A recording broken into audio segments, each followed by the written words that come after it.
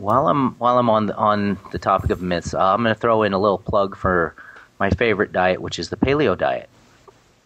And this reminds me of the this reminds me of the concept of the burden of proof, which is really interesting. Somebody on the bodybuilding.com forums posted a thread saying, "Hey, Alan, can you please point me to the research showing that the Paleo diet is not the big deal or the savior of humanity that some people make it out to be?" Because I know that you, Alan, have taken many pot shots at the Paleo diet, and to see where you're coming from with that.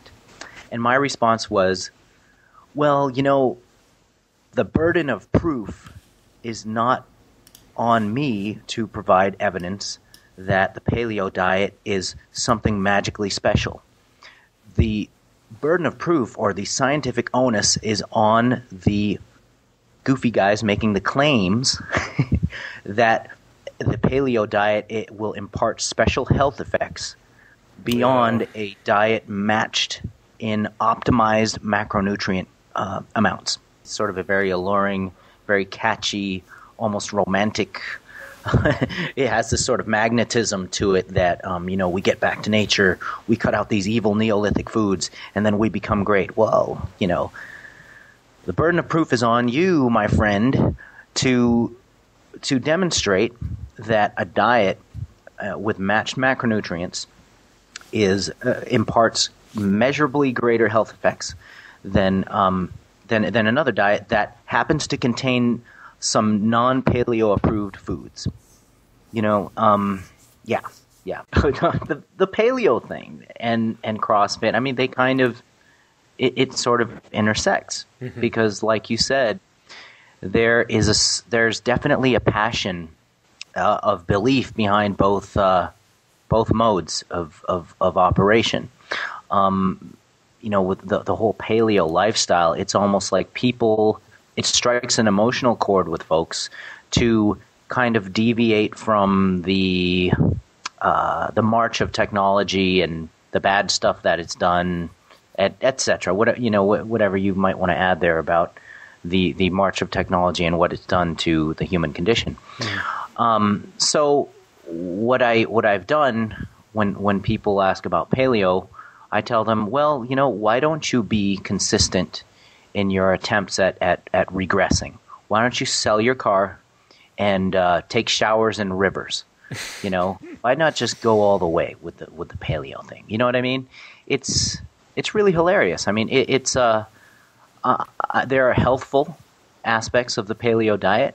Anytime that you increase the proportion of whole foods and minimally processed foods in the diet, you're by default going to increase your chances of taking in more nutrient-dense, calorie-sparse foods.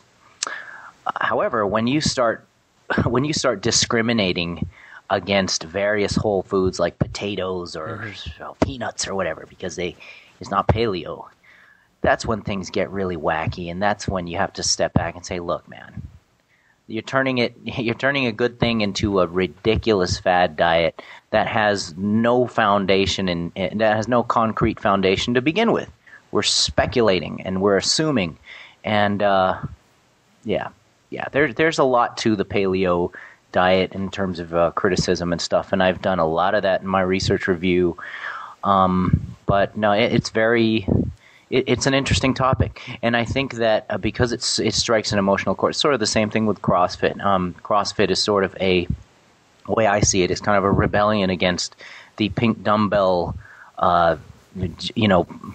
universal machine gym culture that has its own negatives, but then they kind of swing the pendulum the other way around, where you get people doing a bunch of funny movements to utter exhaustion and bleeding all over the damn place and thinking it's cool. So, yeah, I mean, there's extremes. Badass. Yeah, it's badass. Yes, but yeah, CrossFit. What's the motto again? CrossFit. It makes. You have to help me out on this. It makes. Come on, man! I don't do CrossFit. I don't know. Oh man, I know that there's a whole legion of people who know the motto, so I'm not even going to try. You're not doing it right. No, it makes women hot and it makes men something or other. I'm freaking not remembering the thing, but I remember being funny at the time. So, well, I can Google this.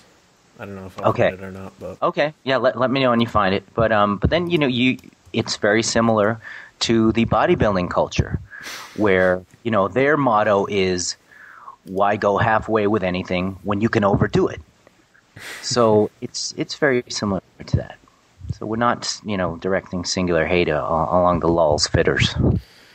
That's actually an interesting correlation. I searched for CrossFit motto in Google, and then CrossFit Toronto came up, which is crossfitto.com, and right on the side of the page is Paleo Gourmet Brands. Yeah, correlation. Yeah. No, there a lot of CrossFit.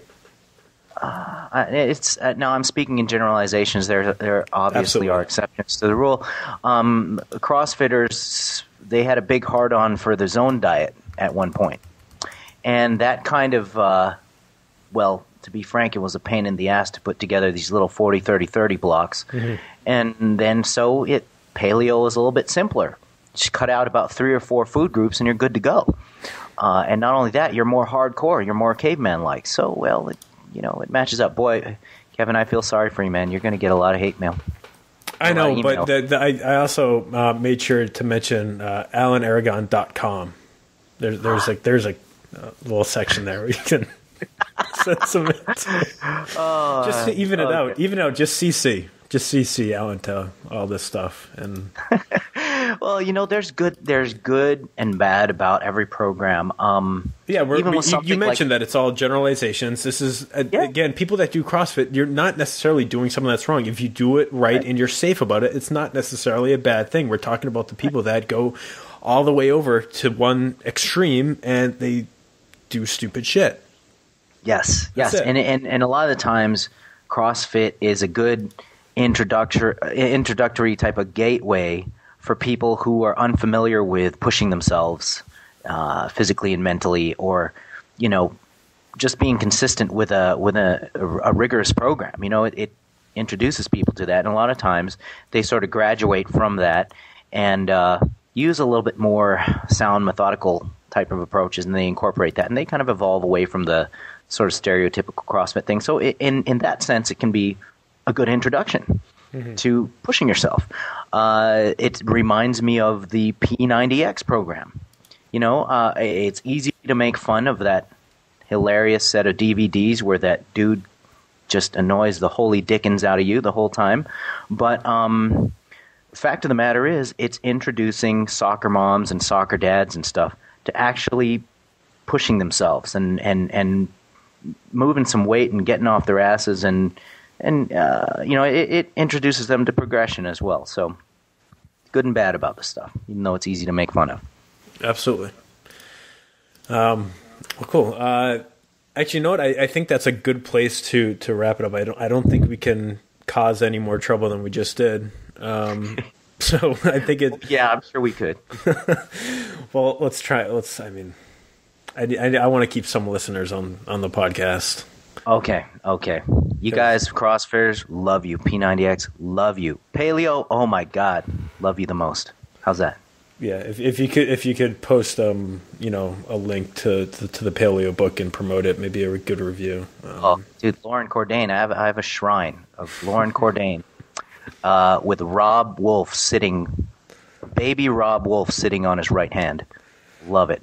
Rob Wolf. We have had some requests to get him on the podcast, so I don't know if that's going to happen. I had a debate with Rob Wolf in 2007. Ever since then, he's, he and I have somewhat steered clear of logging horns and whatnot. I mean, he seems to be a smart enough guy. I don't know him well enough to spout off opinions and things like that. But yeah, the whole paleo thing is definitely more of a religious bent than a scientific bent. Mm-hmm. That's for sure.